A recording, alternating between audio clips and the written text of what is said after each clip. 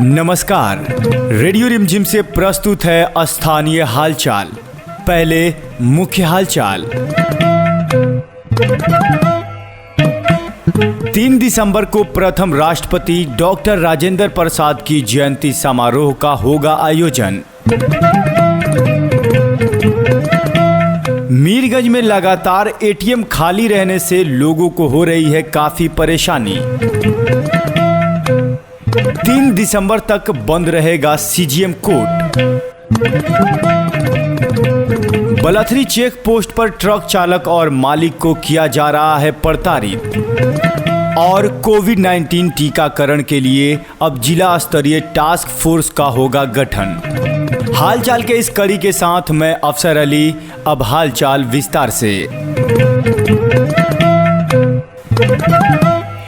देश के प्रथम राष्ट्रपति डॉक्टर राजेंद्र प्रसाद सीवान जिले के जीरादेई में जन्म लिए थे, लेकिन उनका पठन पाठन ईडेन स्कूल हथुआ में हुआ था। ईडेन स्कूल का नाम 1996 में बदलकर डॉक्टर राजेंद्र प्रसाद कर दिया गया। इस स्कूल में उनके हाथ से लिखी हुई विरासत भी है। देश के प्रथम राष्ट्रपति अपने जिले में शिक्षा ग्रहण किए, ये हम सभी के लिए खुशी की बात है। प्रतिवर्ष 3 दिसंबर को प्रशासन के तरफ से पोस्ट ऑफिस चौक के पास उनके मूर्ति पर फूल चढ़ाकर उन्हें याद किया जाता है। साथ ही गैर सरकारी संगठन, समाज सेवी, चित्रगुप्त समाज, चित्रांश अंतर्राष्ट्रीय समाज के तरफ से भी 3 दिसंबर को पुष्प अर्पित किया जाता है। इसके अलावा जिले के हर जाति धर्म के लोग भी डॉक्टर राजेंद्र प्रसाद को 3 दिसंबर के दिन याद करते हैं। प्राप्त सूचना के आधार पर लगातार बैंक बंद रहने की स्थिति में एटीएम में कैश की कमी हो जाती है। बैंक खुलने के बाद भी एटीएम में कैश की कमी अधिकतर रहती है। एक तरफ शादी ब्याह का सीजन चल रहा है तो वहीं दूसरी तरफ खेती का भी समय है। खाली हाथ एटीएम से लोग वापस घर लौट रहे हैं। हमारे रेडियो रिमझिम के संवाददाता ने बताया कि लोगों को अति आवश्यक कार्य होने के बावजूद भी राशि की कमी से लोग काफ़ी परेशान हो रहे हैं। कोरोना जांच के क्रम में CGM Chandramani Kumar corona positive पाए गए। पटना हाई कोर्ट को जब इसकी सूचना मिली तो 3 दिसंबर तक सीजीएम कोर्ट बंद करने का आदेश दिया। प्रभारी न्यायाधीश शुकुल कुमार माझी ने नगर परिषद को निर्देश दिया है कि तत्काल प्रभाव से पूरे सिविल कोर्ट परिसर को सैनिटाइज किया जाए। वहीं जिला विधिक सेवा प्राधिकार के सचिव अंबिका प्रसाद चौधरी ने 12 दिसंबर 2020 को ऑनलाइन सुलहनीय मामलों को सुलझाने का भी अपील किया।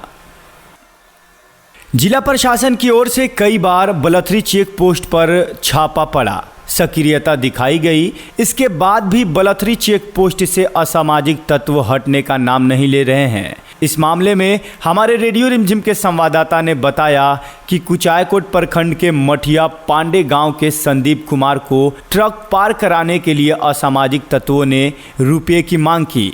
नहीं देने पर उनसे मारपीट भी की गई। जख्मी ट्रक मालिक इलाज के लिए सदर अस्पताल में भर्ती है, जहां उनकी इलाज चल रही है। इस मामले में आगे हमारे रेडियो रिमझिम के संवाददाता ने हमें बताया कि ट्रक एसोसिएशन के अध्यक्ष लाल बाबू यादव ने बलथरी चेक पोस्ट से असामाजिक तत्वों से मुक्त कराने की पुलिस से अपील की है। आगे उन्होंने कहा है कि प्रशासन बलथरी चेक पोस्ट पर अपनी सख्ती दिखाए।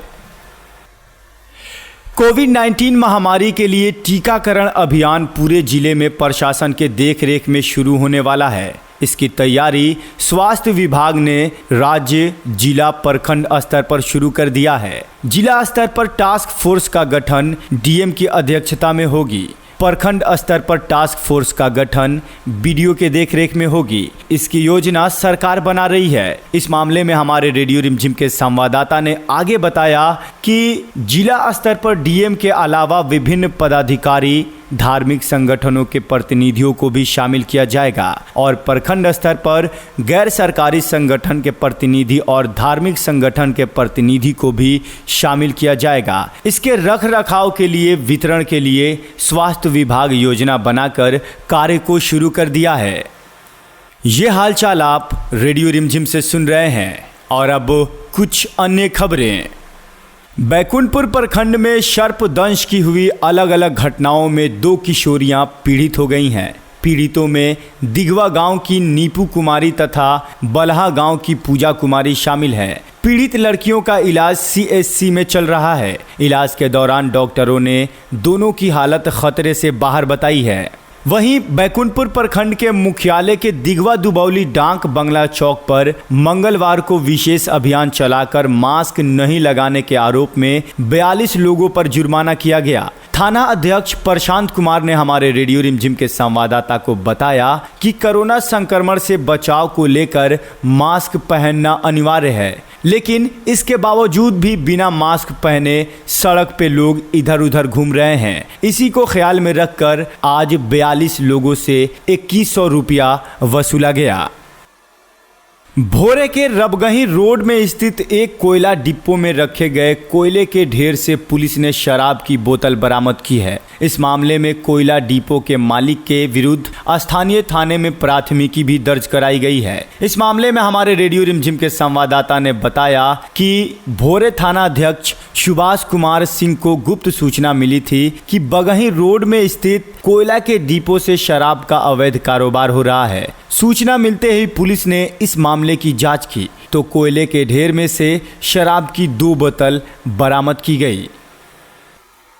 यूपी के बाराबंकी से भोरे में एक शादी समारोह में शामिल होने आई एक बच्ची को शादी की नियत से अगवा कर लिया गया है। इस मामले को लेकर अपहरण बच्ची की मां ने स्थानीय थाने में एक युवक के खिलाफ प्राथमिकी दर्ज कराई है। इस मामले में हमारे रेडियो रिमझिम के संवाददाता ने बताया कि उत्तर प्रदेश के बाराबंकी निवासी लालू राजभर अपने पूरे परिवार के साथ कल्याणपुर में अपने ससुराल के एक शादी समारोह में शामिल होने आए थे।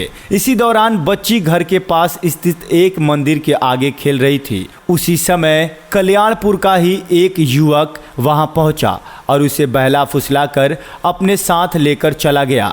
स्थानीय लोगों ने जब इसकी जानकारी बच्ची की मां को दी तो उसकी मां ने भोरे थाने में युवक के खिलाफ प्राथमिकी दर्ज करा दी है। वहीं पुलिस प्राथमिकी दर्ज कर आरोपी की तलाश में लगातार छापेमारी कर रही है। शराब तस्कर जिले के हर क्षेत्र में प्रतिदिन पुलिस प्रशासन द्वारा पकड़े जा रहे हैं। हमारे रेडियो रिमझिम के संवाददाता ने बताया कि बुधवार के दोपहर बथना कुट्टी NH 28 पर दीपक कुमार और धर्मेंद्र शाही 135 पीस देशी शराब और मोटरसाइकिल के साथ पकड़े गए हैं। उत्पाद विभाग जांच के बाद इन्हें जेल भेज दिया है। अब बारी है मौसम की हालचाल की। मौसम वैज्ञानिकों ने अनुमान लगाया है कि आज का अधिकतम तापमान 24 डिग्री सेल्सियस और न्यूनतम 19 डिग्री सेल्सियस रहने की संभावना है। अंत में मुख्य हालचाल एक बार फिर से। 3 दिसंबर को प्रथम राष्ट्रपति डॉक्टर राजेंद्र प्रसाद की जयंती समारोह का होगा आयोजन। मीरगंज में लगातार ATM खाली रहने से लोगों को हो रही है काफी परेशानी। 3 दिसंबर तक बंद रहेगा CGM court. Balthari check post पर ट्रक चालक और मालिक को किया जा रहा है प्रताड़ित। और कोविड-19 टीकाकरण के लिए अब जिला स्तरीय टास्क फोर्स का होगा गठन। हालचाल के इस अंक से अब अफसर अली को दीजिए जाने की इजाजत। नमस्कार।